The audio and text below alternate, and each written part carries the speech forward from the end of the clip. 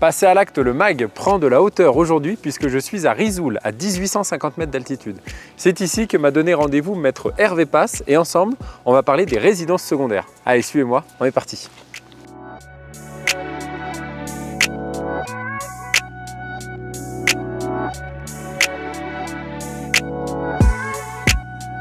Salut Hervé. Bonjour Alexandre. Ça va? Bien et toi?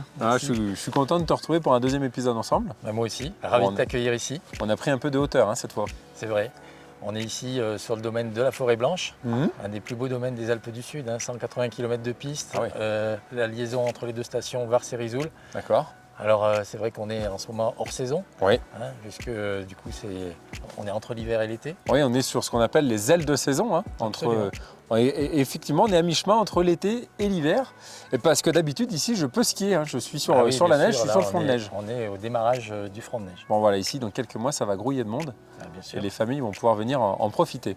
Bon, aujourd'hui, on va parler du patrimoine et on va parler de la résidence secondaire. Et puis ce que je te propose, c'est qu'on aille discuter de tout ça un petit peu plus loin dans la station. Allez, bien volontiers. Allez, on y va.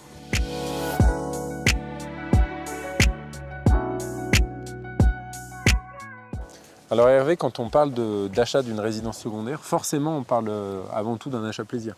Alors c'est vrai, mais il faut faire attention à ce que l'achat plaisir ne soit pas un achat impulsif. Ouais. Donc bien évidemment, ça reste un achat immobilier, c'est un acte important de la vie. Et donc il faut bien déterminer ses objectifs et savoir précisément où est-ce qu'on veut poser ses valises dans le cadre d'une résidence secondaire. Par exemple, si on est véritablement un passionné de sport de montagne et de sport d'hiver, il vaut mieux bien sûr être sur les stations de haute montagne. On est ici dans des stations à 1850 mètres d'altitude pour les fronts de neige. Et on voit que dans les rapports du GIEC qui font des prévisions pour 2050, eh bien sûr, on l'a tous constaté, il y a beaucoup moins de neige qui va arriver dans les années prochaines. Et par exemple, les stations de basse et moyenne altitude vont être impactées, évidemment les premières. Elles auront d'autres attraits, il y a d'autres loisirs qui s'y développent, donc ça peut être aussi très bien. Mais justement, c'est la raison pour laquelle il faut véritablement bien déterminer ses objectifs. Alors ça peut être aussi dépendant des nouvelles réglementations énergétiques, c'est-à-dire qu'on peut aussi acheter une résidence secondaire peut-être plutôt dans le neuf, ça veut dire aussi qu'on va l'acheter plutôt sur plan. C'est différent d'une résidence principale, mais pour le coup c'est là où aussi le rôle du notaire prend tout son sens parce que vous avez aussi ce rôle de conseil et de nous permettre d'avoir toutes les informations. Donc dès qu'on a un projet immobilier, que ce soit pour la résidence principale ou la résidence secondaire, le mieux c'est d'aller contacter son notaire. Bien sûr. Alors le notaire pourra notamment aider dans le choix parce que choisir d'acheter dans le neuf ou dans l'ancien, c'est deux investissements différents. Les deux ont des avantages et des inconvénients. Un des avantages d'acheter dans le neuf, c'est qu'évidemment, par rapport aux normes énergétiques, on ne va pas avoir de surprise. Et donc on aura certainement des factures d'entretien, des factures d'énergie qui seront forcément réduites.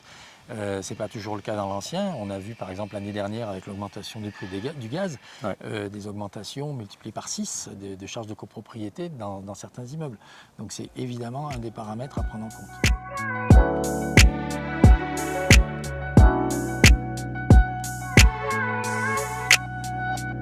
Hervé, que j'achète une résidence principale ou une résidence secondaire, est-ce qu'il y a des différences au niveau des formalités? Non, pas véritablement.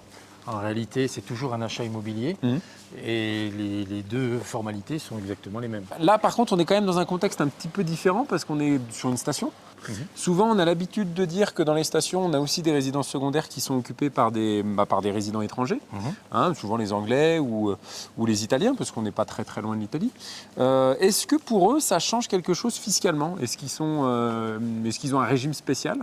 Alors c'est vrai qu'on a la chance d'avoir une grosse clientèle étrangère, environ 20% de la clientèle vient de l'extérieur. D'accord.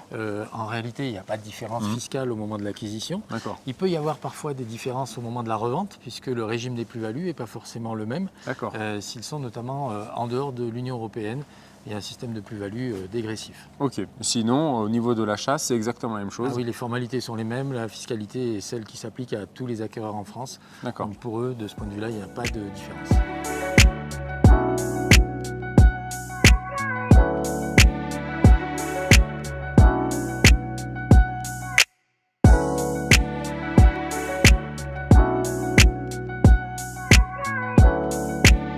Alors Hervé, c'est vrai que l'hiver, il y a quand même dans les stations de ski beaucoup de monde au même moment, au même endroit. mais finalement c'est quand même aussi assez concentré. Donc ça prend peu de place sur l'espace français. Oui, absolument, puisque là, on est vraiment sur un modèle d'urbanisme durable, on peut dire ça comme ça, puisqu'on arrive à loger énormément de monde sur une surface qui est finalement relativement réduite, on le voit ici, tout en préservant un cadre qui est resté relativement naturel, avec des vues sur les immeubles qui sont magnifiques. Et puis les stations de ski ont finalement un impact sur l'environnement qui n'est pas si important qu'on le dit parfois, puisque par exemple le domaine skiable, ça ne représente que 0,2% du territoire alpin, ce qui finalement est très faible. C'est relativement faible.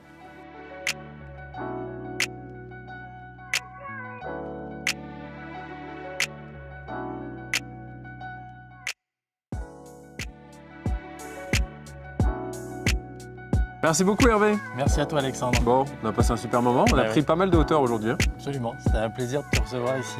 Bon, en tout cas, on finit en beauté en plus sur un magnifique endroit, une belle terrasse. Puis on va aller boire un coup avec notre copain l'ours. Absolument. Bon, avant d'aller se désaltérer avec lui, ce qui est important, c'est de rappeler que quand on a un projet immobilier, eh bien, il faut aller anticiper et prendre rendez-vous avec un notaire.